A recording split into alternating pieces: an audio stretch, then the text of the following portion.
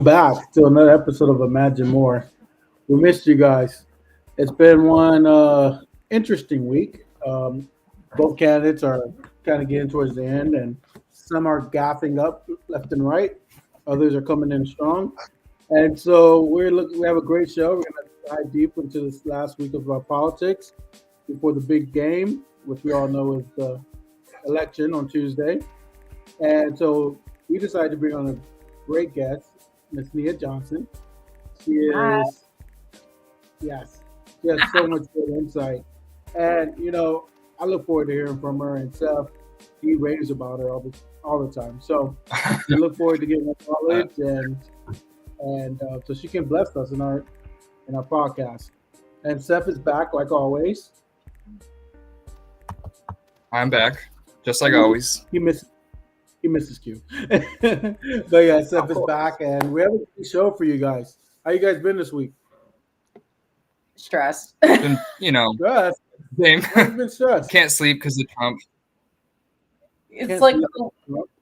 because it's just like a week away of knowing whether or not we're gonna be doomed or not.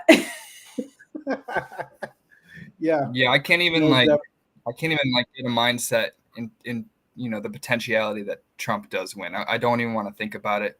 I just don't even want to put that in the back of my mind. I'm just too afraid of what could actually happen if he were to win. So can't sleep. Just praying and wishing that it goes the way we expect it to. I think every American is praying and wishing that it hopes it goes the way they expected it to. Yeah, especially Democrats, because man, this I don't know if you guys watched it. I mean, I heard rumbles about it in the media about the Madison Square Garden event.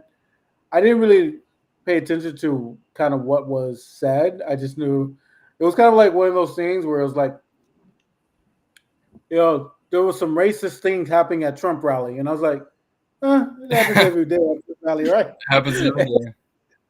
So it was like one of those like I'm blowing this off because it's after a while you become immune to it, and then I don't know. I think I was doing some work and CNN was in the background, and I heard the guy talking, and I heard what he said about Puerto Rico. I was like, "Holy smokes!" That's one to throw a missile in your campaign a week before the Yeah, elections. Yeah, what do you guys thought it about is. that? It is I, surprising to me that this is taken off way more than like anything else that Trump has said. You know what I mean? It's not like he Yeah, hasn't said things equally as bad, and it's not even Trump saying it. So the fact that he's getting so much flack for this is a little honestly surprising to me, just hmm because he's survived everything else, like the Hitler comments last week, just sort of washed away. But this seems to be like actually affecting Pennsylvania, where there's what 500,000 Puerto Ricans. that's a big number. What well, about like, you? Yeah, my first reaction was like, you pissed off Puerto Ricans and Haitian. Like, is he trying to lose Florida? Yeah, true, right. true. I don't know. I mean, Yeah, it seems like he is. I mean, the only Cuban group, the only those are the two biggest minority groups in Florida. The only other group bigger than us is the Cubans, and yeah, we which is all we know where they go. They go Republican. yeah. Yeah, but how is the vibe in Florida? I was like wondering because I was just, I would like, yeah. So I mean, vibe is good. I mean, we're about to get pot passed. That looks like it's on the trend too, so we can have recreational marijuana, which we've passed it already years ago. The legislature Well, just the kind of oh yeah, the no, I legislature thought the you way were talking about medical marijuana, but yeah, well, so the way Florida works is we have citizen initiatives, so citizens can actually pass their own laws through ballot initiatives, and so we kind of passed the marijuana like years ago, and the legislature kind of went in and was like, "Yeah, we know you passed it, but we're gonna tailor it so in a way where you really can't do it." And so we had to do another ballot initiative. Now this one's more it expands the scope to like do more recreational marijuana, and that's gonna pass. And then abortion rights in Florida are gonna pass, which I don't know how that's gonna work because if we have abortion rights now, those 6 weeks thing might come into question. But other than that, Rick Scott's winning. and Yeah. Trump's going to win Florida. He's up by 9 points. Yeah. So we're counting the rest of you guys to get the job done because we're in Florida. It looks pretty bad. I feel like maybe I'm on the hopium, but I'm just like, wait, were those recent stats? Did those polls come out before or after Sunday?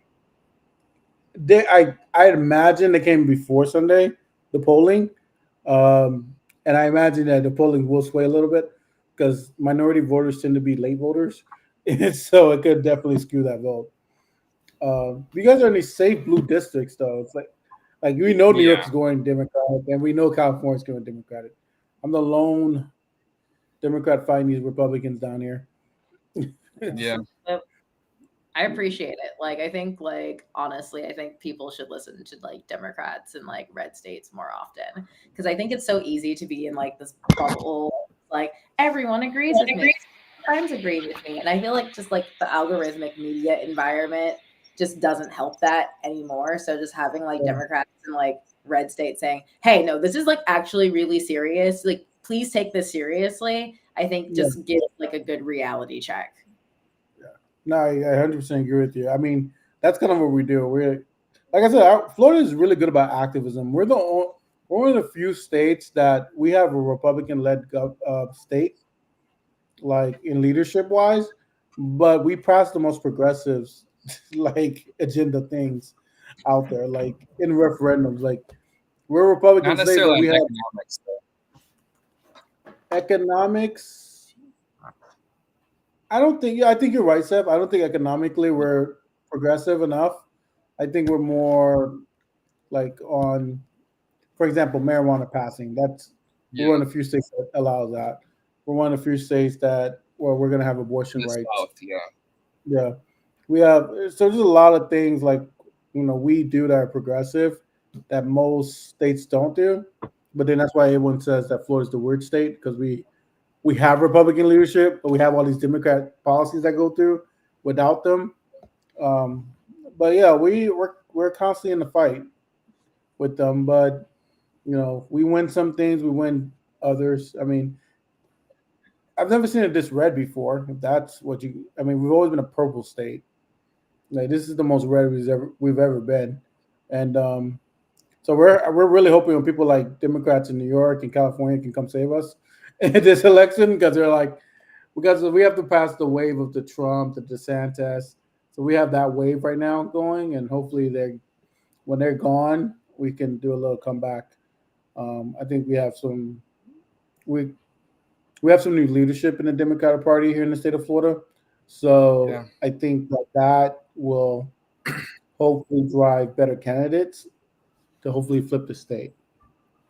But we're talking about Nikki 10-year Fried, plan. she's a baller compared to what was it, Manny Diaz? He was the Michael Bloomberg pick that was leading the party when we were running. That was pretty apparent how badly they did. The 1 year they pick him to run things, they have Charlie Crist who loses by 20 points to Ron DeSantis. That was such a horrible election, just horribly run. Just focused on money, not turnout, not talking to voters or appealing to their needs or anything like that. It was just so bad in 2020, 2022. I can't explain 2022. 2022 was crazy. I don't think no one's strategies really worked in 2022. Like every other state had that blue wave or kind of like that blue momentum. We're the only state that did it. And it's like, and I think that like you said, Democratic leadership was the problem. It's always a problem in Florida. I mean, but only thing we can do is, wait, let the wave. I mean, things swing, right? So, and you guys can see this right now in the politics. Like, one of the biggest fears that I have is we just had a Democratic elected president. Is he going to swing back right? Because as America, we tend to swing a lot. So, I mean, that came out so wrong. We tend to swing. We tend to swing sides a lot. And so, at least in the independent mindset, I mean, progressives are progressives. But for independents, they tend to waver who they want to support. Because Americans are very yeah, and I think Kamala, she's coming really strong this week. Kamala, right? Sorry. Yeah. I always call it Yeah. Camilla, and everyone's like, no, it's Kamala. And it's like, I don't know. Yeah. You know what it is about her name? And correct me if I'm wrong, Nia and Zad. I think because I'm always used to seeing it pronounced that way, like Camilla, it's really hard to Yeah. say Kamala because it's a different way of pronouncing it. Because I've always seen it pronounced Kamala, but you know, I remember the thing to remind you is Kamala Mamala. Kamala Mamala. It rhymes. I learned it. There you go. I watched that Netflix show, Never Have I Ever, and like there's one character on there that's named Kamala. So like I've watched it so much.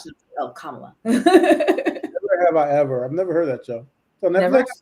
It's a Mindy Kaling show. I think it's her best show actually. Yeah. Really? Yeah. Never ever. Never have I ever. Oh, okay. I see what you're talking about. Yeah. I recommend that show. It's really good. Speaking of shows, what is you guys' like favorite political show? My sister put me on to Scandal recently. I've been watching that, but I've not seen very much of it. But it's been really good so far.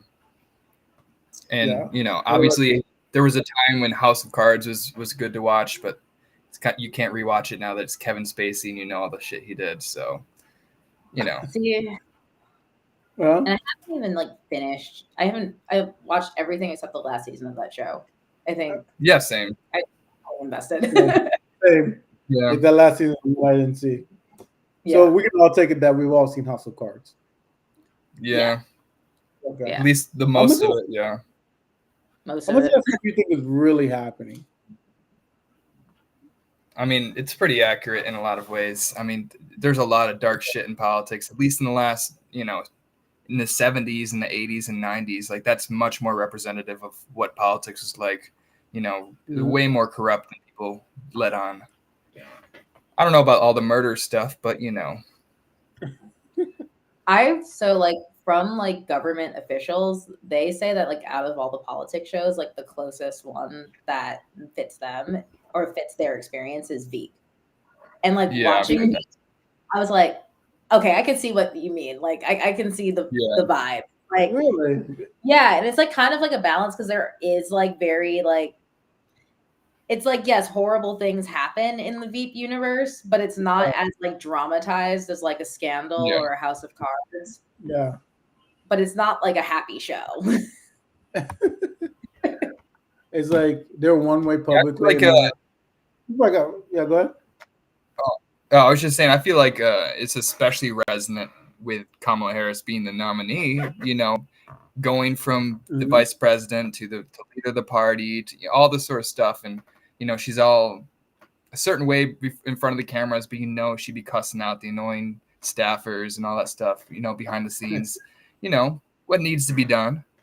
So I think it's a good representation. Yeah, 100%. So do you think so? My thing is, if Veep is more similar to politics, I mean, if I remember Veep correctly, like the VP, she was like one way in public and another way she's with her staff, right? Like you kind of articulate yourself. Yeah. So I guess my question then becomes, how much of Donald Trump is Donald Trump, and how much is Kamala publicly versus their real selves? That's good. I mean, I feel like Trump is pretty out there, and I feel like he's not too dissimilar. I think if anything, it's just a little bit more racist behind the scenes. I don't. We are. It's not like he hold back much in public either, so that's why I can't imagine it's too dissimilar.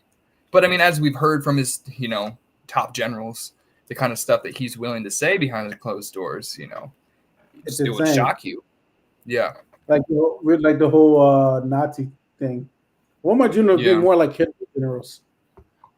Yeah, that's some crazy shit. And people gloss over the part where he said, "Yeah, Hitler did some good things too." Like, I feel like that's the worst thing to say than just wanting his generals. He did say that too. So yeah, which is insane. I think I think it's like funny. For the Kamala question, like I actually did meet her in real life once briefly. Yeah. Really? How It was that? It was cool. Like it was like in DC. So it was like years ago. This was like a year after, like maybe not even a year. Maybe like a couple months to a year after I graduated college. I graduated from Howard like she did.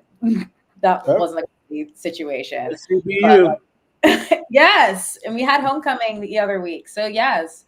Yeah. So like I would have like my first job, but also I wanted to take another job so I could have spending money. So like I was like Instacart shopping while also like being a consultant full time. I was like a part-time Instacart shopper at like the Whole Foods on like 14th Street in Yeah. DC. And like so I was like doing my typical Instacart shopping, and then I just see a woman who looks like Kamala Harris, and I was just like, she was just like rushing from like if you know the store, then like the entrance is on one end, and then like the deli is on the other end. And Yeah. so she's like rushing in the direction of the deli, like she's like speed walking to the deli. And I Yeah. like, wait, are you Kamala Harris? And she was like, yes. And I was like, oh my God, that's so cool. Can I take a picture with you? And she's like, yeah. And then I like whipped out my phone. I already had my phone in my hand because I was like Instacart shopping. So I was just like, took the picture. Yeah. And like, yeah, that was a cool experience. But like, I Yeah. think she was like very deep in some work and was just rushing to get some food. But like, she was chill. Mhm. Yeah. Wow. So you have more of insight than any of us on what she's like in person. You would think like someone in like a senator would go get their food grabbed for them. I guess. Yeah, true. And that's kind of one of those things where it's like I was saying earlier, like how much is really them versus what the persona is. And it seems like to me she's more her persona than Trump, because I think Trump persona is just a strongman persona. He's acting. A lot of people don't realize he's acting, but he is acting in a position because he knows, okay, I got to be a strong man, so let me just act. And I think Kamala, she's very, how would I say, transparent, and it's kind of who she is. And I think that can help her at times, and that can hurt her at times, because it's like just like everybody, it's like all your friends and family. Not everybody like you when you're a certain personality, right? Like, Yeah. if you're upset, your parents might not like you. If you're happy, your parents may like you. And we all have this thing where sometimes our character is really defined by the people around us and our perspective. And so I think with Kamala is she's so transparent that sometimes it comes off to some people like, oh, something, she's not strong enough sometimes. And she's not this, she's not that. But it's really saying that she's being transparent versus someone like a Trump who's just like, I have a how would I say, a role, and I'm going to play that role. Yeah. I'm going to say the most He plays obnoxious. his archetype. Yeah. Yeah, and he plays to his base, which is the 35% of people, and it works. Brings me back to the whole comment about Puerto Rico. Do you think that really Trump didn't have any involvement in that, or he was just like, hey, I know Bad Bunny's coming to endorse Kamala, excuse me. She's coming to endorse Kamala. So let's go ahead and have this comedian say this joke to offend these people. So my 35% base would actually be will be kind of, how do you say, enraged, happy. I don't even know how to use the words that he does to his base. He kind of gets them like warmed up like soup or something. He like, Yeah. I feel like it kind of has to be, because like Yeah. I think just overall, when you think of like the political zeitgeist of like the past like 8 or so years, it's like Puerto Rico is like such a random country to pick. Like after all of like the ethnic groups and countries that Trump has insulted over the past 8 years, like Puerto Rico is a bit of a, well, it doesn't make that big of an appearance. I know there was like the hurricane and like he was throwing toilet paper at people, but like outside of that, doesn't make as many appearances. Exactly. And so it it just is seems like a little staged. Oh, I was gonna say it's not even a country too. It is part of the United States, which I don't even know how many Trump supporters even know that.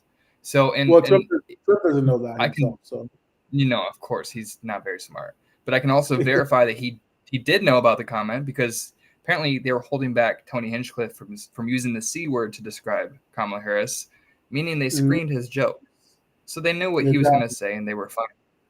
And I found it very interesting how, like, half of his racist jokes didn't even hit with the crowd. Like, people weren't even laughing.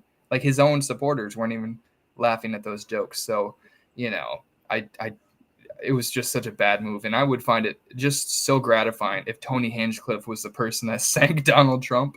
That would be that's just the funniest way to go down, honestly. Yeah, right. That'd be like a movie. That would be like a total movie. You know, talking about that certain, you know, group of people, do we think? First of all, did you guys see any bit of the Trump Rogan interview? And do you think Kamala Harris will end up doing it? And do you think she should do it? I never watched Joe Rogan, so no, I didn't see it. Yeah, you know, it's understandable. Yeah, no, he's more of a guy thing. Like, I saw like half of it, and I got bored. Look, when I watch Joe Rogan, it's because I'm in this headspace. Like, man, you know, I want to learn some crazy off the wall thing about like you know, aliens. And like that's kind of the only time I ever listen to Joe Rogan. It's not like I'm not gonna go get political advice. You know, which they talked about. It didn't take them long to talk about UFOs. You know, it did take long because that's who his base is. It's like, hey, you know, you're that guy who likes to talk about aliens, and it's like, yeah, sure, you know. So that's kind of who you're going for.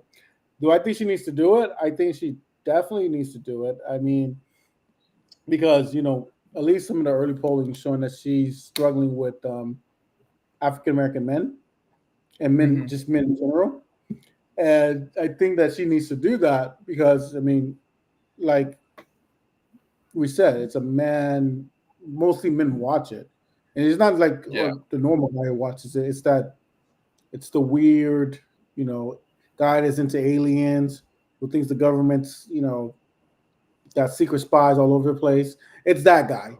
And that guy's a voter. So it's like, and I'm that guy too. Like I said, I watch it too. But I know the mindset I'm going in watching that, you know. So what I see is that she has to do that because if you're hurting on a base, a group of men, you need to speak to them in their language. You know, that's the one thing about politics. It's just like you have to be a lot for a lot of people, and you have to understand that type of person and be able to communicate with them. That's why Trump did it. Because he's like, yeah. I think there's some aliens. I don't have any evidence of it, but there were some things in the sky I saw when I was president, you know, and that fuels people. I don't know why little simple, silly stuff like that fuels people, but you know, I think it just goes back to what everybody wants from the president. It's just a person that they feel like they can talk to, you know, and I think I think she's doing a good job of that. I mean, honestly, I think that. You know, one of the things, if she loses this election, it wouldn't be because she didn't put in the work. Yeah, I mean, definitely not. I get like 20 messages from her. She's like, "Are you donated?" And I was like, "I've donated already." I feel like a parent yelling at me. It's like, Nia, the time is now. Like, put in your $5. Like, this is urgent. So I was like, I got a text. I got a text, and it was like, I heard a voter at it listed my old address has not registered to vote. I'm like, first of all, I don't live in Florida, and how dare you? Like, the fact that you're dropping my address in a text message is kind of creepy. So I'm ready for that to be done with. And back to like I was gonna say back to the go ahead, Jesse. Finish your thoughts. No, go ahead. Finish what you're saying. Oh, I was going to start a whole new thing. Okay, anyways. Back to the Rogan thing. Yeah. I think that she should because, first of all, the Rogan viewer is the kind of person that gets all of their politics from the Joe Rogan show. So they are very easily influenced by everything Joe Rogan says and supports. They're the kind of voter that will go back and forth between Bernie and Trump, depending on which one was on last. Literally. That's true. Very true. And he's even said, which was, I thought was very interesting, because he was gassing up Trump the whole interview. But one of the few parts he was pushing back was when he said, I would like to have Kamala on, and Trump was all like, oh, you can't have her on this show. She would be passed out. She can't handle this kind of thing. She would have a heart attack, or saying some crazy shit. And he was like, no, actually, I think we would have a good conversation. I just want to get to know her. I wouldn't press her on this. I just want to, have a genuine conversation, get to know her as a person. So it seems like he would not be very, conflicting towards any of her views, which is only going to make all the Joe Rogan viewers be like, oh, she's not crazy, because I don't think it would be a contentious interview. So, I don't see it. Go ahead. I think she's going to be a much better shit talker than people think. Like, yeah, she is. Definitely. And I think that's kind of what I'm looking for. I think, Nia, you're 100%. I feel like she just I had a perspective of her before she was a nominee. I just didn't like her. Yeah. But that's when she also ran against people I liked, like what's his name? I obviously don't like Andrew him enough. Yang. No, not Andrew Yang. The guy from New Jersey. From New Jersey, senator. Oh. Bald head. Cory Booker. There it is, Cory Booker. Oh, Cory Booker. Oh. I actually liked him. I liked him. And I thought he would be a good president, but you have to be married. It's kind of one of those prerequisites. Yeah.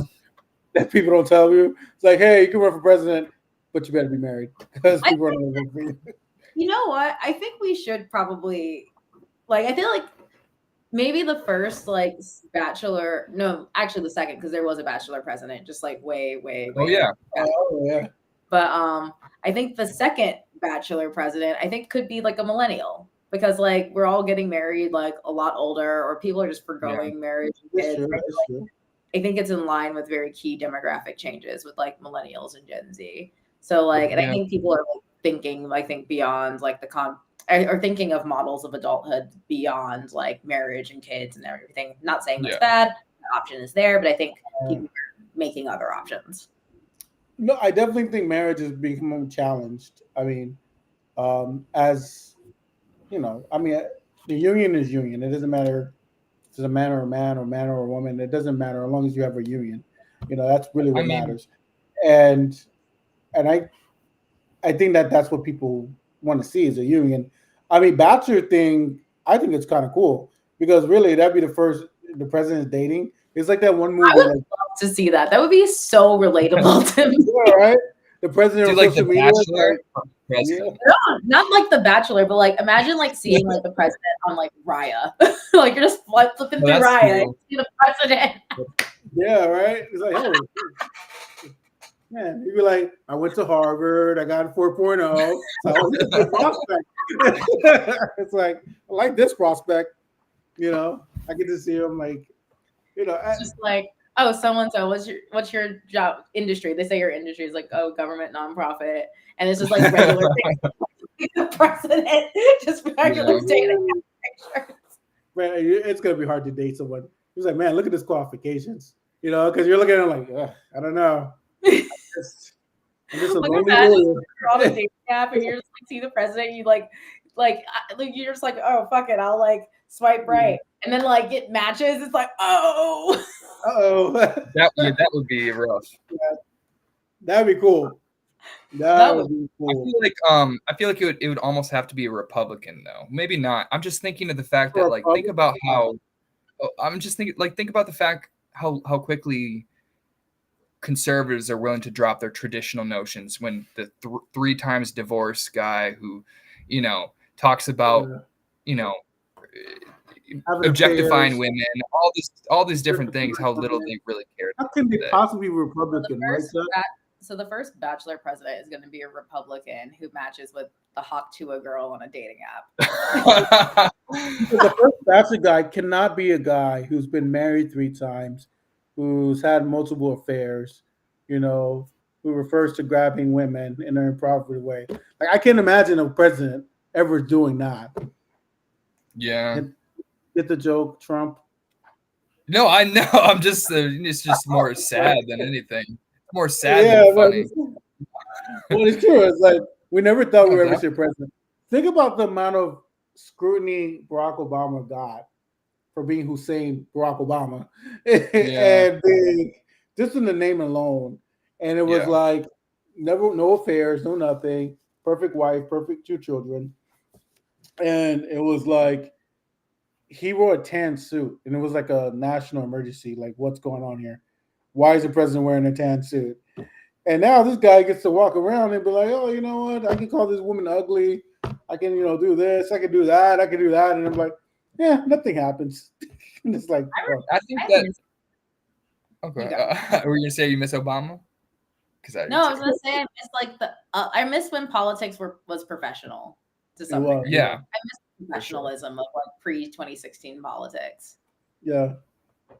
I just No, think I that think, that kind of goes to my point, though. It's like, Republicans can get away with anything, but the second mhm. that there's like a minor anything misstep of any sort of way, it's like a major controversy, which is why I don't think a Democrat could get away as easily with being the bachelor president or whatever. Just look at how unfairly, or I don't want to say unfair, because obviously the media has a liberal slant, but Mhm. they're judging, oh, she did this, blah blah blah blah blah, and then they're kind of gloss over everything insane 10 times extreme that Trump says, because it's just sort of, it's just the way he is. They kind of get away with whatever. So I would I say don't know. also on some level, I think it's because like Republicans never self-criticize, and I think like liberals are very Yeah, self-critical. So when a Yeah. Democrat does something, then it's like not only do you have like Republicans criticizing them, but Democrats consider criticize them. And I think like yeah, honestly, like liberals, I think I consider myself just like kind of a progressive, just like riding that line, and I can get into like yeah, why in a second. But like I think that liberals are way too lawful for their own good. Like I think sometimes Yeah. to let a little bit more things slide because too like much humility. it's not that big of a deal. Yeah. Like Yeah, Al Franken, he's a prime example of what you guys are talking about. Give up his seat, and it's like he was thinking that, hey, my jokes and then were inappropriate and stuff like that. So I have to abdicate my seat at the Senate. And he's like, bro, Trump gets elected a couple years later. You're like, bro, this guy does like 10 times worse stuff. And he's yeah. like, okay, Americans don't care. And I But yeah, just yeah, go ahead. Oh, I was just gonna say, like, I think the dedication to following, being so by the book, I think also like aids and abets like a lot of the crazy shit Republicans do. Like, I think even Yeah. like the best example is like the media. Like, I'm not sure if you saw that like clip with like Charlemagne and like Yeah, Anderson Cooper, and like Charlemagne was like rightfully Mm, criticized Anderson Cooper for like, and like generally like the media establishment for like kind of sane washing Trump by like treating him like yeah. every other candidate instead of yeah, just like really just telling it like it is and being like, hey, this guy's crazy. But yeah, like but going about it like it's normal makes crazy things feel not crazy. I yeah, think the media is trying to, like, they already know, everybody knows there's a liberal slant, so they're trying to like work against that, as if Republicans aren't going to accuse them that. As conservative as they will act, if they go as far right as possible, they're still going to be the corrupt liberal CNN. So they might as well just act like it. They may I as well. If you look at the more popular show is like the Daily Show, they just double down on being what they are. It's mhm, way, that's, I don't know.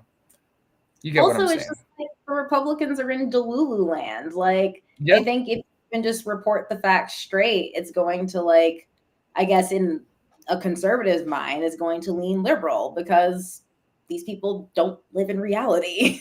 yeah. yeah, No, I agree with you. I think that, well, that could be a whole podcast in itself. And speaking of that, I'm going to stop that thought and go to another thought.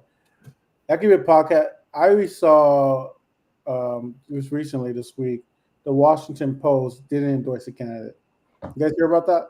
Yes. yeah. It's like the first time in like the history of the Washington Post that's ever happened, and it made me think like what you guys are saying about the bias of media and the left, the right.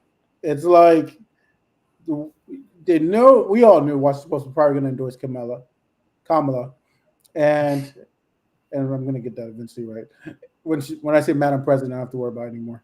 There you go. So Yeah. So so we all know that they were going to endorse her, but what did he do? He killed the story and was like, no, you're not endorsing anybody. You're not Yeah, it going was to give Jeff her Bezos, right? Jeff He Bezos. owns Yeah. the Washington Post. So and So I think that it goes to show like and I think this is similar with the pollsters. I feel like they're hedging their bets in the case that Trump does win because they don't want to lose their power. They don't want to be directly attacked. As somebody who's openly against free speech and wants to take away NBC's broadcasting rights or something when they report against him, like they're afraid that if they go too far in the left direction, that they're going to lose all their money and all the investors are going to lose, their investments or whatever. So I think that this goes to show, for one thing, I said the pollsters, I feel like they're kind of like, boosting the numbers in a certain way to make it look like it's Trump's, Trump is more in play than he is. And maybe that's to drive Democratic turnout. Maybe there's a lot of different conspiracy theories as to why that could be. But I mean, I don't think that we are being presented the race accurately as it is. Did you hear about that like scandal with it's not even I'm not sure if it's even considered a scandal, but there was like this report that like apparently like Rasmussen and like the Trump campaign are like colluding possibly. wait, Governor Newsom? Oh, Rasmussen? I mean, Yeah, Rasmussen. Who's that? Didn't we always know that? Like I don't know. Like I was just like I heard about that, and I also heard like, and also like I haven't like looked into it that deeply, so like don't hold me to it. But like I also heard that there are like a lot of like small like right-leaning pollsters, like a disproportionate amount that's like kind of skewing the averages. Mm-hmm. Well, Rasmussen's always been a more conservative poll, but I think that this conspiracy. Okay. You guys talking about Rasmussen poll? Oh You yeah, guys talking about yeah. person. Yeah. Okay. Oh, okay. no. The poll. I think it goes both directions because I feel like Trump wants to flood the polls with first of all, obviously because he only believes polls that he likes. He's admitted that. He sees a poll that goes this direction, he believes it. Goes the other direction, he doesn't believe it. But I also think that the more that Republicans believe that Trump is ahead, the easier it is for them to convince them that it's a rigged election when it goes the opposite direction. So I think, so both ways. That's why people think that like that's the reason behind all these like small pollsters. It's not Rasmussen, but it's like apparently a bunch of small like right-leaning pollsters that are there to skew the averages. Like to, Poly Market. Oh my god! Don't even get me started. Like I don't hate crypto. Like I work in crypto. Like I am raising an investment DAO. I am like probably one of the few like non-crypto hating progressives and I can get into that as well. But I just think I just never think betting markets are just like accurate or like it's not an accurate saying proportion. Like most gamblers are men. Like it's also a confirmation. That's not true. That is not true. I like someone who did WNBA. Got into gambling there. But you're right. You're probably right. I'm just joking around. Yeah. It's 90-10, Yeah, it's like 90-15. Women don't gamble, but like with like is it because it's stupid? What? Yeah. Men is that why women don't gamble? Because I think because it's stupid. You guys think it's stupid? I don't think it's men are stupid. It's just it's just not my preferred form of entertainment. It's like also it's just like part of it was like also like anecdotal. Like I don't hear my girlfriends talking about like, hey guys, did you hear what was on Poly Market today? Like no one never talked about that. So like that was like my first hunch, but then I just like went and just like searched the internet for data just to like prove whether or not that's true. But like just doing like a quick like perplexity search, it's like it says men gamble significantly more than women. Approximately 69% of men engage in gambling compared to 36% of women in the U.S. Men are more likely to experience gambling profitable. but lost another one. But the gambling preferences like vary by gender. So like women who do gamble tend to like lower risk gambling like lotteries and bingo, whereas like men like the strategy based games like sports betting. So it's like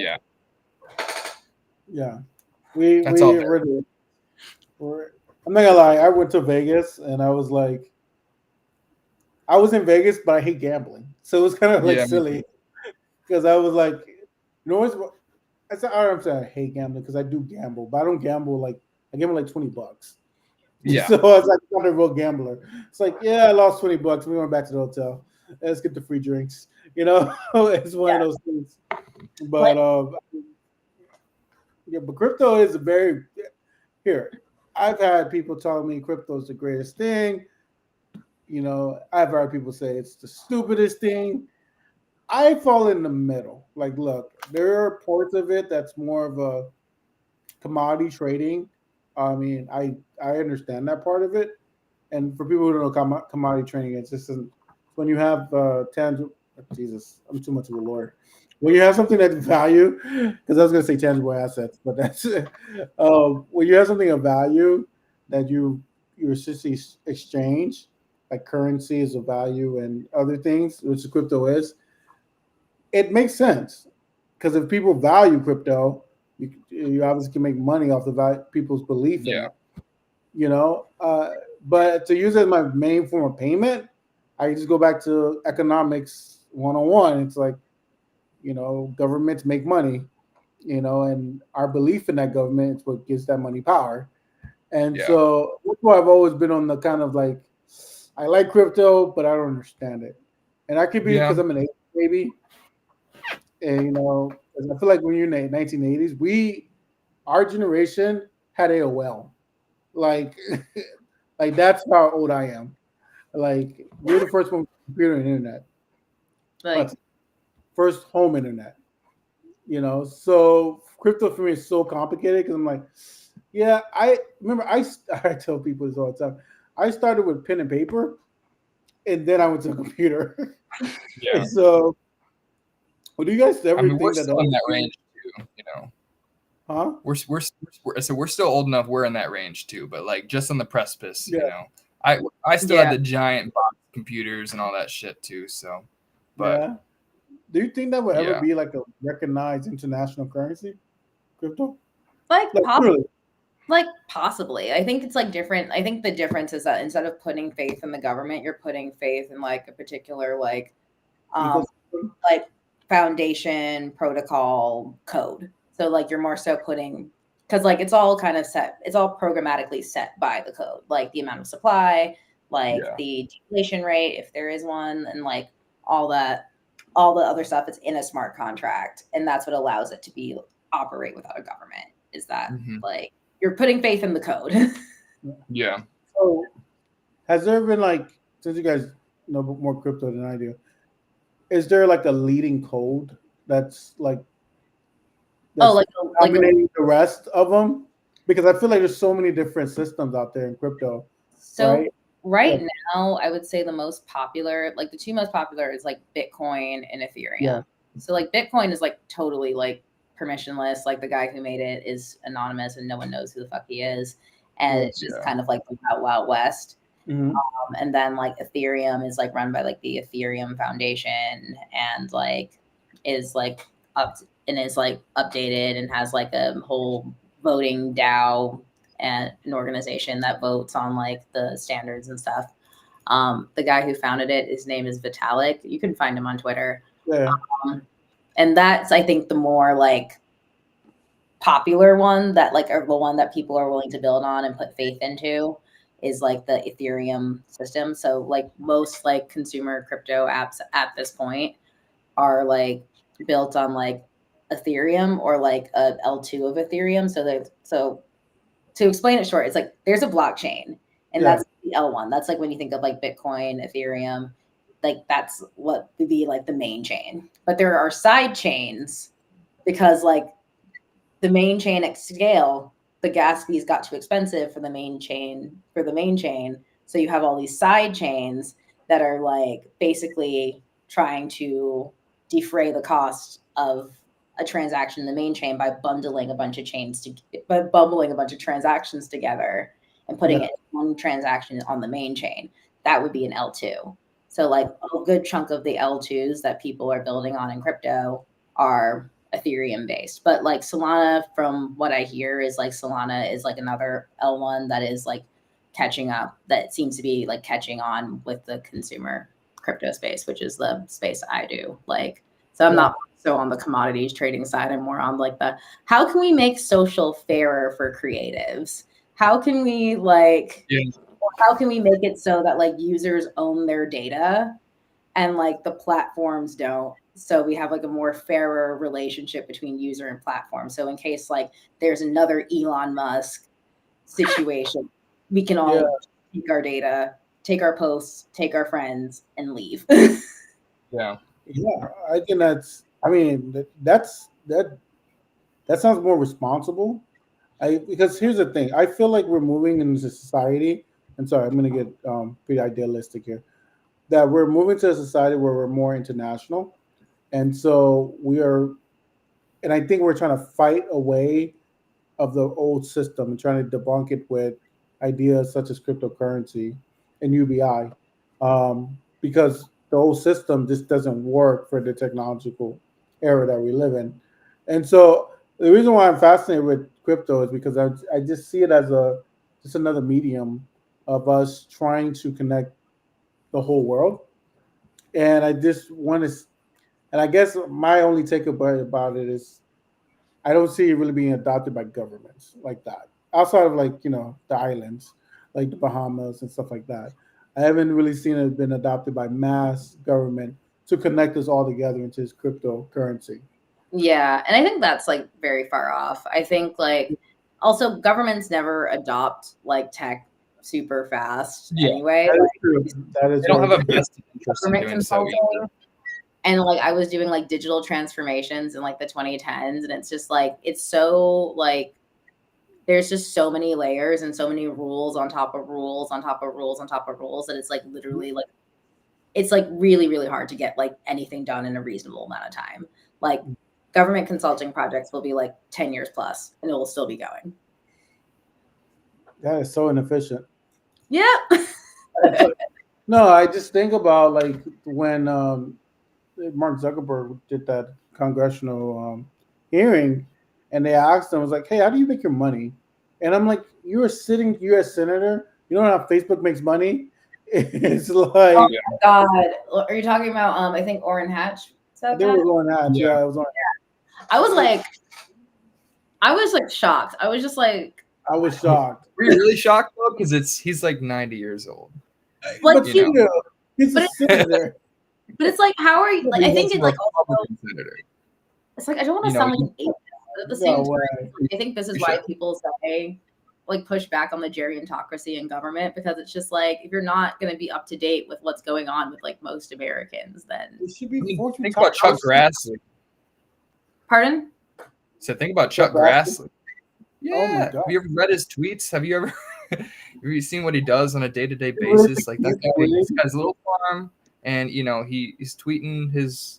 I don't know. I can't even like summarize how like ridiculous his tweets are worded, but this guy's 92 years old, and he's still representing people who are new voters in Iowa. Like, I don't understand. Like, we need to have some sort of cap. Like, on We do. if you. If a 17-year-old can't vote, why does Jimmy Carter get to vote at? He's not even able to. Like, I'm just saying, like, I hear what you're gotta saying.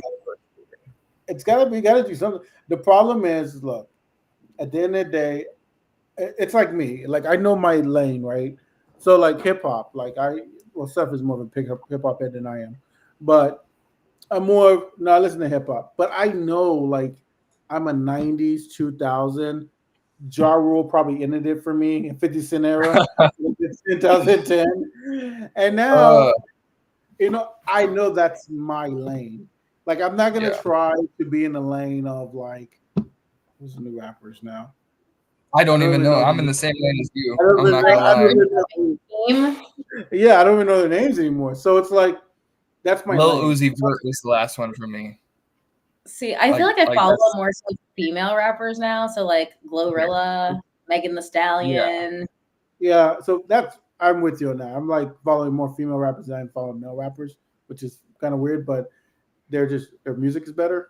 So well, they're all making the new. Like, I do feel like you guys summarized that. I feel like the new rappers are more the female rappers coming out. Like, I mean, I still listen to older rappers' new albums, but like, I feel like hip hop has changed in that direction because there's such a void to be filled. Like there wasn't a big female hip hop artist, Yeah. So just all the new ones coming out are kind of being way bigger. I don't know.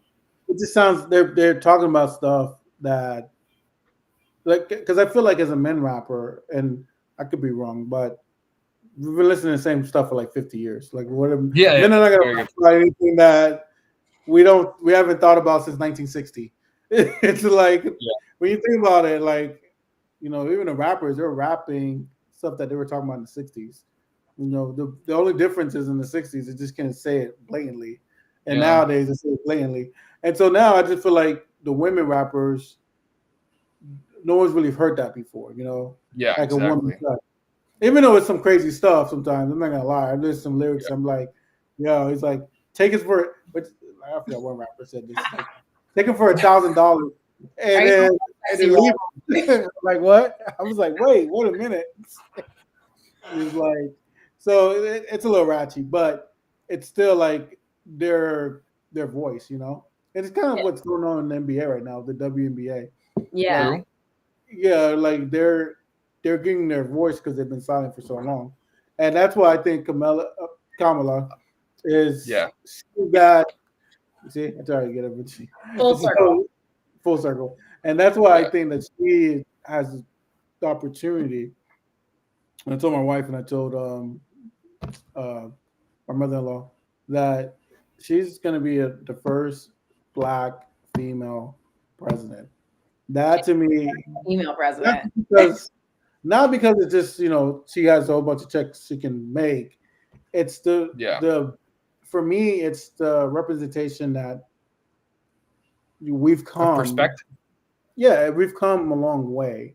We had like 48 white presidents. No offense, Seth. White people are cool. And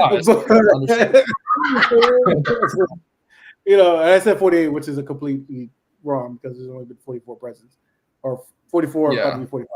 But what I'm saying is majority, not 80%, have been white.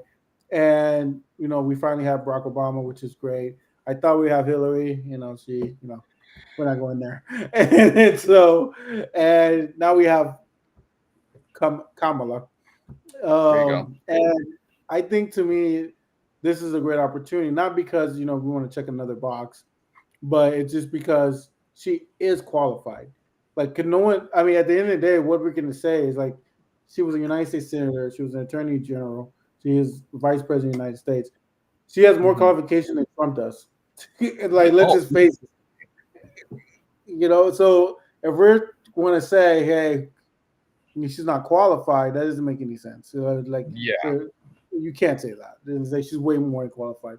And so I feel like women have a great moment right now. And I'm speaking especially to women on the podcast because I heard this with Hillary Clinton, and I saw the exit polls with Hillary Clinton. She lost a lot of women voters, which it's on the women voters to step up for Kamala, because like, did you see the polls? Like, I think she's like polling very high with women. White women specifically too. Like, I think Democrats are winning white women for the first time since like Eisenhower, and like even Trump has been losing white men too. So we over accentuate like, oh, Trump is gaining with Hispanic and Black voters, but he's losing with white voters, which constitute a way bigger majority of people, especially in the swing states. Yeah. So, I mean, it gives me a lot of hope, It does. I mean, he's winning with Black voters because at the end of the day, what's happening in the Black community it's twofold. The Black community has been disenfranchised by the Democratic Party, and I've always said this. We disenfranchised a lot of Black voters for many years and a lot of their issues. And that's within ourselves as a party that we have to fix. I don't think it's more so Kamala's problem. I think as a Democratic Party, that's our problem, because we've kind of put Black men in the party, kind of like your issues really don't matter. And that's why they've been trying to navigating towards the Republicans, not because of Kamala, because of years of bad policies that we haven't put enough emphasis on, like prison reform, like putting education in minority communities, putting funding and education programs in minority communities, and taking care of African American men, just like we do in every other racial group. And I think that that's the problem. But I see us as Black leaders, including myself, that we need to emphasize and let Black males understand that, hey, this party that Trump you want to be a part of, they have done zero for African American men. They've done zero in terms of wanting to provide resources, not just African American men, poor white men, African American men, just a poor minority. They've done zero. I think zero is giving them too much credit. I feel like they get negative. They're negative mark. Yeah, they only care about one group, and I tell this to Ginny all the time. Through Trump, 60% of Republicans don't even know the Democrats. No, for sure. Because 60% of Republicans, they're Democratic. They're not Republicans. Republican Party is only 30% of the Republican Party. Because the 30% that's Republican are the high net income earners. And so they favor tax breaks and favor little government so that they can maximize their profits. So when we start talking with minority groups and specific groups, be like, oh, the Democrat Party is not doing enough for me. Well, the Republican Party, if they were true to the idealisms, do nothing for you either. So your job is to find the best candidate who would do the best that they possibly can for your community. And I think she embodies that. I mean, if you ask me, he's already talking about giving a $6,000 child tax credit for newborns.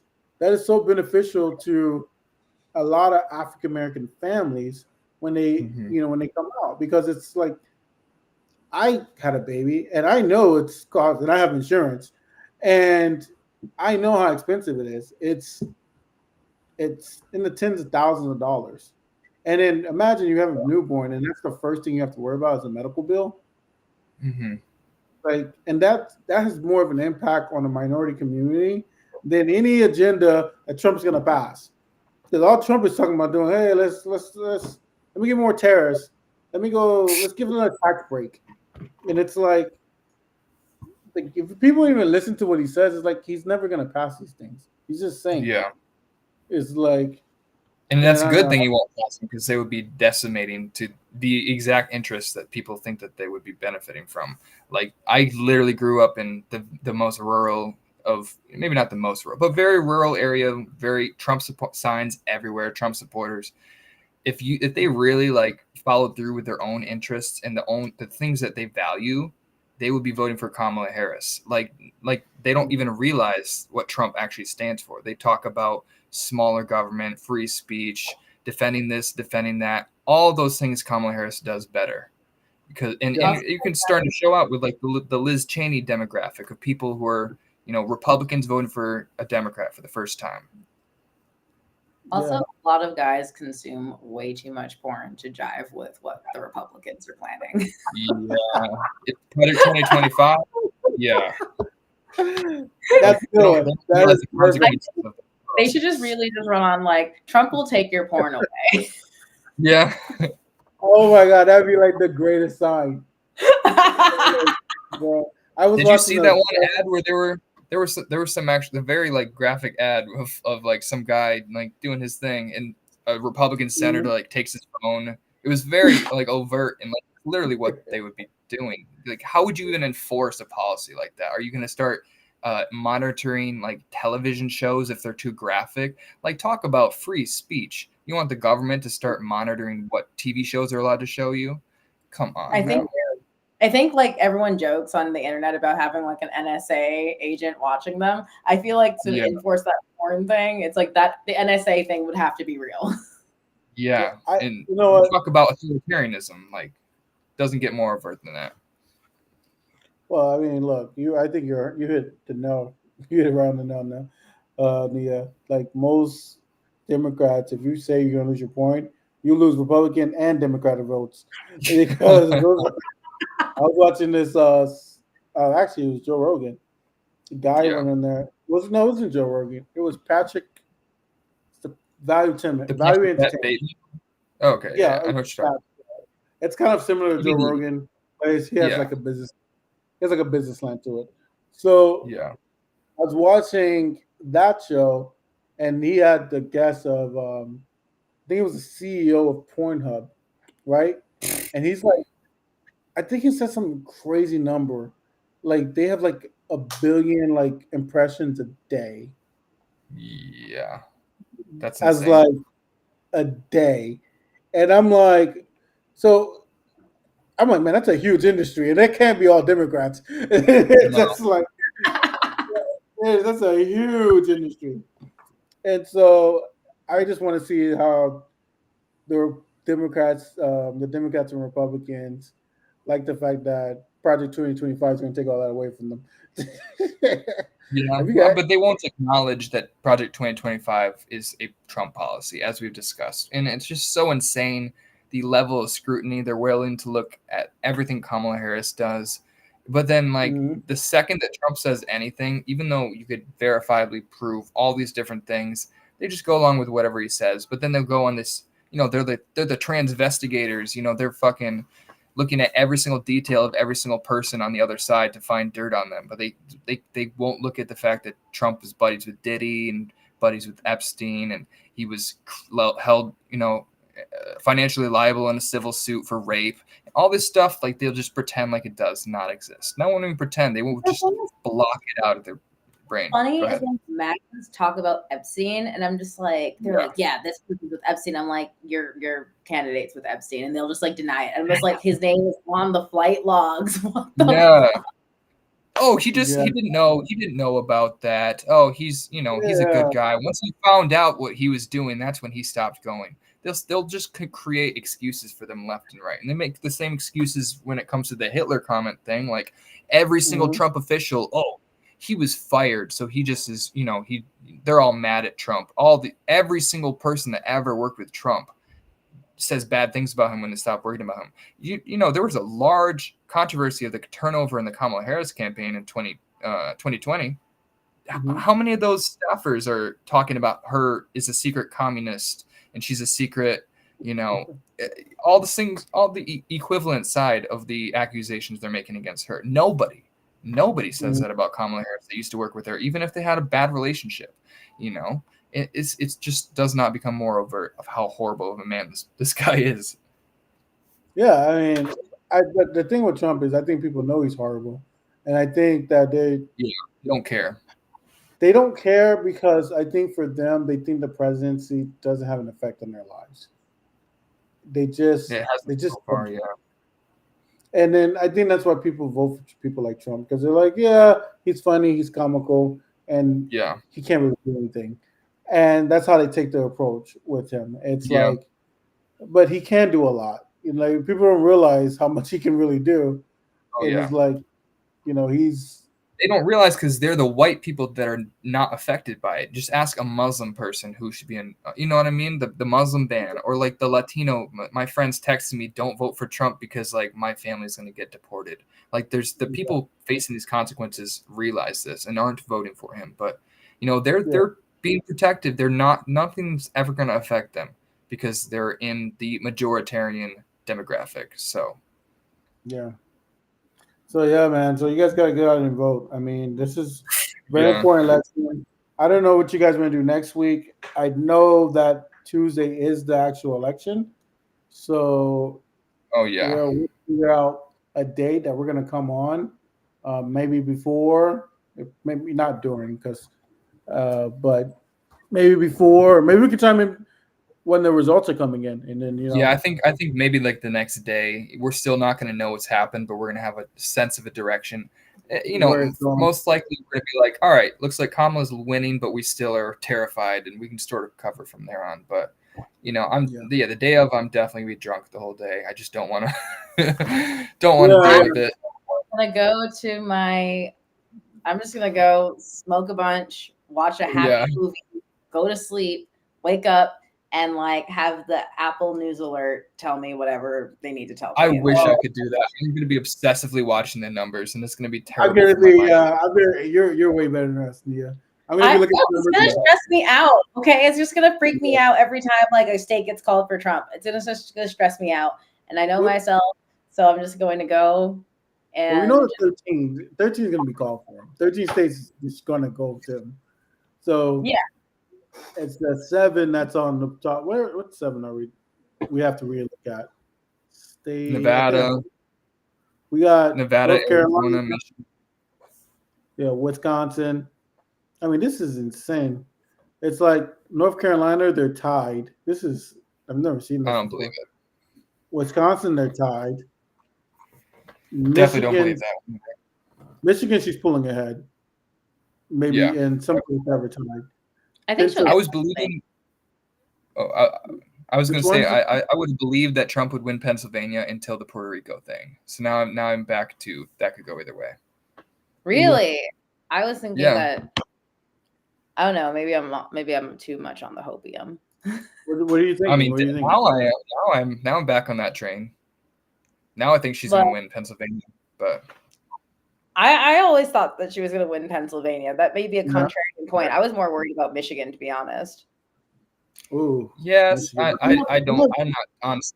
Being from Michigan, I don't see that as being a possibility. Like, I know that there's the Muslim vote and stuff like that, but the polling has been pretty consistently, +4, +2 to her. Like, even when it gets tight, it's still like a majority of them are leaning towards it. And, I also think that like people are worried about the Arab vote, but like they're not all the Muslim vote. They already work Republican leaning to an extent. Like only a quarter of the Arab voters are actually Muslim. Most of them are Arab Christians who are already Republican voters.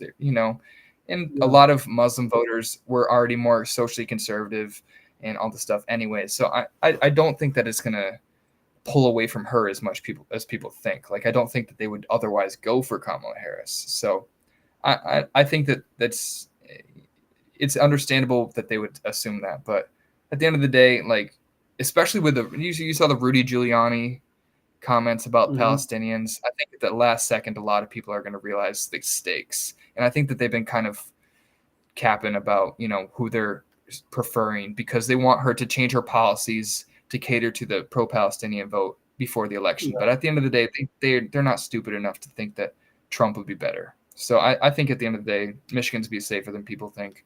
It's Nevada and Arizona, which I think are most likely to go for Trump because they're closer to the border. See Nevada. You said Arizona. Nevada, I think Arizona will go Trump. One poll in Arizona, he's up by 4, but another poll, it's a tie. You said Arizona. Yeah. I think Georgia could go either way. Georgia always goes. Well, I think Georgia goes Republican. To be honest with you, that's my. I could go either way. North Carolina. I also think Mark Robinson's going to talk in. But I heard the early turnout for Georgia has been very, very good, and like that's good. Okay. And I guess there was a lot of new people who registered too. Oh, okay. That can sway. That can sway. I think that North Carolina's going Democrat. I don't think they're going to. I think so too. And the thing about Georgia that concerns me is, they've got a history of just weird voters. The day before the election, you're just like, oh, you're actually not registered. We took you off we took you off the list. There's some sketchy stuff with the Secretary of States and stuff like that. But there was also a concern about like the false elector scheme, and the courts actually ruled in favor of Democrats in Georgia that they can't like reject the voter count just because they want to. So I think those kind of decisions are really the ones that are going to sway the actual, the presidency, not even the election results. Because like I said, I think the Harris will win the electoral vote, I think. But at the end of the day, it just Yeah. matters. Like Trump said, it just matters who counts the vote. It doesn't matter who actually votes. And I think that's actually true. Not even counting. It's just who do they give it? Like George W. Bush in 2000. Pretty sure that Al Gore won Florida, but we'll never know, or it won't matter because the day the people in power. He won by 534. Yeah. Yeah. So we just gave him, Jeb. It's his brother. Yeah. So he's like, here, brother, I got yours. Here's your solid. But and there's he the won. conservative Supreme Court. So Yep. Just like, and that's what really, if anything's on a stake in this election, is that Supreme Court. yeah. I mean, talking as a lawyer, I can tell you that judges have. I mean, they don't have all the sway in the world. I mean, because the law is the law. But in those 50-50 balls, that conservative and liberal thing matters, Yeah. and so that's really what's on stake. Like, honestly, I mean, right now it's 6-3, right? So who are the three that we have? We have Sotomayor. We have Jackson's going to be there for a while. Sotomayor's going to be there for a while. And Kagan, right? And Kagan, yeah, she's still pretty young. So she's going to be. So I mean, honestly, that's really what matters is the Supreme Court. I mean, you're telling me that John Roberts, I don't think that he would vote to overturn the election results. I feel like he's one of those guys that still, he's still in the George Bush kind of old school Republican. Yeah, exactly. Yeah, he's a new Republican, but he's just a smart guy. He always leans wherever the court leans. So if the court leans Republican, he tends to write it in a conservative way. The court leans liberal, he tends to write in a more, not liberal way, but a moderate way. Just like how he got Obamacare passed to the Supreme Court. He did it in a way where it's like, yeah, he's still a Republican, but yeah, we're not getting rid of Obamacare. So he's very intelligent. He's like one of the smartest justices I've ever seen. Like how he writes, how he articulates himself. He's one of the smartest I've ever seen. But that's the one that really matters, in my opinion. Yeah. I also think I don't know. There's a couple of other ones that I could see them going in the correct direction, but there's obviously Alito, Clarence Thomas would never. Who's the other really far right one? I don't know about Amy Coney Barrett. So some of them I could see them going against for the institution. Go ahead. I don't think. Well, Barrett is conservative. She is conservative. Yeah, for sure. And then Kavanaugh. I like beer. I like beer. And I say that joke like once a week. Every time I'm like in the store, I'm like, I like beer. Every time I'm in a convenience store, I say that joke. But no, I mean, the justices, I think they're, I think they could have let Trump get away with a lot more than they have. And they've kind of put the reins in a little bit on him, which I'm surprised since he appointed like two of them. And so what I'm afraid of is they already have a majority, super majority, but I'm just afraid that they're going to lock that in for like 50, 60 years. And that's what our concern is like. And that's why I don't think they need term limits like Congress, because Congress definitely need term limits. But I think we need like forced retirement. It's like, but I mean, term limits for somebody who's unelected makes more sense than somebody who's elected every 2 years or every 6 years. Every election is a term. Yeah, I think so. Because like you see that stuff. It's like once they're in there, once that name's on the ballot, it's almost impossible. Once they win that first election, it's almost impossible to get them out. It's like you need to raise so much money just to overcome that name. It's almost like they are in there until they're ready to, croak. I see that as more of a campaign finance problem than a like incumbency. You know what I'm saying? I feel like if we fix that problem, then we shouldn't have to have term limits. Which I don't know which would be easier. I feel like term limits actually would be an easier decision, but it is technically anti-democratic to just, go against the will of the people because Yeah, but I mean, I'd prefer it if But we can't get into is it the will of the people when majority of the money that is brought in valid. by special interests? That's not the will of the people. No, that's Sorry, valid. there's a back cameo back here, but no, that's not the will of the people. That to me is just like, hey, special interests getting involved. For example, I knew there was a one movie that I watched, and he summed it up very nicely. It was Charlie Wilson's War. I told you about this. He Oh yeah, said last that. week. Yeah. Yeah, I told you one of the famous lines in that. He says, "I don't get elected based on the voters. I get elected about who's my donors." And he's like, "My Mhm. last name is Jewish, and I have major donors," and that's how he wins every single election. He won because he's a Jewish man who has a fund base where he can raise so much money. I see. There's a congresswoman here. I really don't partake in going after Democrats. But there's a woman named Jane Perlman. You know this stuff. He goes against Debbie. What's her name? Debbie Parkinson. Debbie Wasserman Schultz. Yeah. Yeah, Jen Perlman. yeah, there it is. Debbie Parkinson. She runs against her all the time. Primaries her all the time. She literally Yeah. puts out like, dude, this lady's literally taking millions of dollars from this private organization. This Yeah. millions of dollars. And Private. Hmm?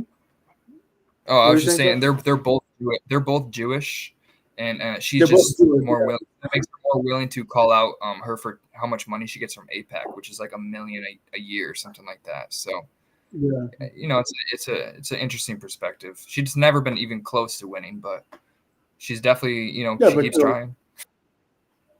yeah, she just keep on going. No, but no, I for don't know. real. Maybe Jesse, maybe that's a Miami seat. Maybe you got to run against her next time. Just saying. Oh man, I'm so I busy don't now. know. Politics. I would love to get back into politics, but the problem with politics for me is just like it's such a time commitment. Like when you're running, Yeah, it's it's not. exhausting. It's exhausting, and it's like for me, I feel like I do more help as a lawyer right now. Uh, Yeah. I'm always in the fight. I eventually get back to politics. Eventually, I'm gonna get old. I want to not do this anymore or the law Yeah. stuff, But for right now, I just want to give my money to help candidates like Nia and you in the future. And then I'd be like, going to a friend and be like, "Hey, Seth, Nia, remember I donated that money? I get this garbage Yeah. can problem." Like, Bro, I'm never running for office. Jesse's running to become the corrupt donor. whatever. I said No, Jesse's running to absolutely. become the corrupt donor. Or we both talked at the same time again. Sorry. Become the what? Oh yeah, no, I'm never Yes. running for office. I talk way too much shit on the internet. Valid. Our politicians are becoming opinionated people. Like you Yeah. can't be a politician and be a square anymore. Yeah. Like those days are gone. If you have no opinions, no one's gonna vote for you. I just don't want like all of my stupid tweets to just be on the Summer Jam screen for the rest of my life. Like I want to like have that a little bit to myself. Gotta embrace that. I'm like, yeah, this is some dumb shit I said when I was like 23. I'm sorry. Like, Yeah. I mean, Trump that has is been saying, Trump has been saying dumb stuff since he was like born, and he became president. So it's just but we have a more critical base. You have a quick. We do. Speaking of that, Nia, what made you a progressive? I think I've always been like I grew up a Democrat and then I don't know. Like I think I was always on the liberal side. I was never a Republican. Hell the fuck no. No offense. But I was raised a Democrat. I went to college and then I learned to majored in econ. I learned other economic theories. I yapped with my classmates, yapped online, and then I learned about I think I've bounced a little bit. Then I sometime around the end of college, post college, it was a social I was a social democrat. Yeah. And then over the pandemic I became a Georgist. Yeah. It's kind of the arena I play in nowadays too. What was that last term you said? Georgist. What's a Jordis? Like Basically, we know about market Georgia, good. so the land value tax. Market good, land speculation bad. Market good land speculation. Yes, we ran on the land value tax. Right? We did go over it, but you'll realize quickly, Neil, what Seth is. He goes deep into policy sometimes. And I'm like, Seth, I just worked like a 9-hour shift talking to legals. I can't process this these terminologies and these concepts. Because he goes really in depth with that stuff, especially when it comes to taxation and the proper way we should be taxing. It's one of those things where, like land value added tax, I think that's what he favors. No, you favor consumption taxes. I'm sorry, right? Well, land value tax, you just combine two taxes, the value added tax and the land value tax, value added tax is more of a consumption tax. Land value is just like there's land and we need to tax it. We currently tax property, and property is property taxes, and that's much less efficient. So, why don't we just because property taxes tax the value of like the building and the land, whereas like land value tax is like the land, like the literal location value. Well, I think that, and not to go into tax because that would be a podcast in itself. Yeah. I mean, are you saying that the federal government should do it in addition to what the local does? Well, in Florida, we have that. We have the. I think we just need a full tax overhaul. Like, I think, like, honestly, I think the current model of like taxing productivity is just like creates too much friction and just doesn't really add value in terms of like getting like a consistent source of funding for services and all the things we need for government to get run. I think we should look at it from like taxation is not only a way to fund the government, but also a way to create better incentives in the economy. True. And I think like I also go ahead. Huge opportunity there. We're missing a huge opportunity there. Yeah. So what did you go ahead, Seth? Oh, I'm just saying I think the property tax is inefficient, as we've gone over, or at least much less efficient than the land value tax, especially at funding education. It's very inequitable. I think we need a complete overhaul in terms of education funding. I think that should be a federally guaranteed, equitable distribution of education funding. Then I think the government should replace what we already had as the property tax with a federal land value tax distributed. It doesn't even have to be the necessary funding of the education. We could do a universal basic income or something funded by the land value tax, at least partially. But we need to do both. We need to get rid of the property tax and the way it funds education, and we should replace it with a land value tax. That's what I think. Yeah. Also, I'm like pro Pagovian taxes. I think we should get rid of income tax. Like might be controversial, but I think add in like resource taxes. Like I think we should have like resource taxes. Like if we're really like Pagovian taxes, like if you like, let's say sin tax.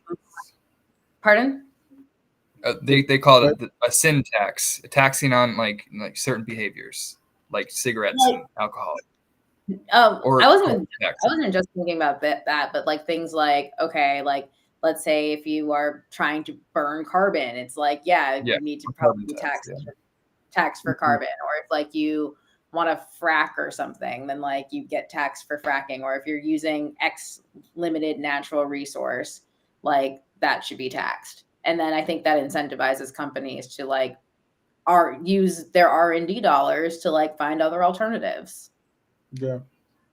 No, I liked it. I think Mitt Romney came out one time with a flat tax, right? That was a thing. Which that's what that's his thing is. Me personally, as you know, I don't know where I stand with taxes. I know I have to pay them because they fund our. Look, I'm an American. I gotta pay my taxes. No, so I know I have to pay them. But the thing that what I want our tax to do is to incentivize productivity from lower levels to the higher levels. So what I mean by that is our tax dollars really reflecting the educational growth found in our minority and our poor communities? I don't think it is, to be honest with you. And like Seth said, a lot of the education funding comes from property taxes, which are grossly inadequate in some zip codes and area codes, right? Uh, yeah, and so I think that we have to figure out, us as a society, what is it that the tax helps us be more productive? A regressive tax, a tax that, anything that can allow us to bring more productivity to the lower end, the lower class. Oh You know, yeah. And yeah, I think that's why I think personally, I think that's why I'm like so like pro land value tax, because I think like right now as it exists now, I think like everything is set up for just like rent seeking all the way down through the economy. Mhm. And I yeah, think the idea is that like however you treat land economically sets up your entire economy. yeah, Like because like, before you like go to work, like you have to get in a car, you have to leave your house, you have to pay for gas, you have to do all these things, and that's all land use, all a result of land use decisions. Yeah. So it's like you even get to the office or get to the factory or wherever and start working, like there's already a baseline, and the baseline in America just sucks. yeah. The baseline Yeah. does suck in America, and we got a long way to go, and that's why we have many more podcasts to go because we have Yeah. a lot to cover. So, guys, I I'm know sure we we could kept you a just little bit longer. Yeah, I know we kept you a little bit longer than normal, but it was a good conversation. I Yeah, think I we, enjoyed it. It was fun. yeah, and I look forward to having Mia back. If she can let us know where her Twitter handle is, so people can follow her. My Twitter is _ Johnsonator. I like that. Well, I'll post it in the description too. Okay. Awesome. All right, so guys, we want to thank Mia for coming on. Seth, you got any final words? No, I think we got it covered, and we've been pushing it anyway, so we'll just try to wrap Yeah, it up as soon as we can. Then, thank you yeah, guys for definitely. coming on. Though, absolutely, I'm gonna post clips throughout this week. Vote. Vote, Yes, of course. Got to turn in yes. my ballot tomorrow. I voted on the first day of early voting in New York. I was just like, I'm just do Get this. it out of the way. Yeah. Yes. I'm gonna vote on Halloween. Are you gonna wear your costume to the polls? I haven't figured out what I want to be yet. Like, I'm really deciding. My son, he's like 5 months old, right? So I'm trying to figure Yeah. out what to put on him. Once I figure his outfit out, then I'll work my way up. I don't know if I That want makes to sense. make him like, I don't know, because he's such a clown. Not like a clown, but he's always smiling. He's always happy, right? And so I'm Yeah. trying to figure out what character what Oh, character would. Smile too just came out. Like, what do the like what? Okay, what is the zeitgeist for children these days? Because like from what I understand, it's like there's no interest in current and like Yeah, original IP for kids. It seems like they're more interested in like Skibbity Toilet and Coco Melon than like any Disney characters or yeah. super. Like we grew up on, we had Disney characters. They don't have that, and so it's a little weird. And like I come from an island family, so like, they're so big into like Halloween being like the day of Satan. so, so No, I always gotta find that balance, huh? Like I always gotta my find that. family's the same way. Yeah. You're the same way too. Yeah. We Like, didn't do Halloween until I was like 16. yeah, right. Because your parents go over like it's the They're devil's like, all holiday. right, literally. Like funny, it's like I'm half Jamaican, but like I did Halloween like every year. But I think it's also like my dad was like more hands off with that type of stuff. Like my mom was like was used to Halloween's, is American and is used to Halloween, so she ran that show. Yeah, like island people are like really freaked out about that stuff. They're like, oh, they're going to like, going to hell for like eating candy and dressing up like Dracula. But guys, be safe. I know it's Halloween. Be safe. I'm gonna vote on 31st. But if you guys have children, or if you don't need children to go celebrate Halloween, still be safe. And I hope you guys imagine great costumes. And so we have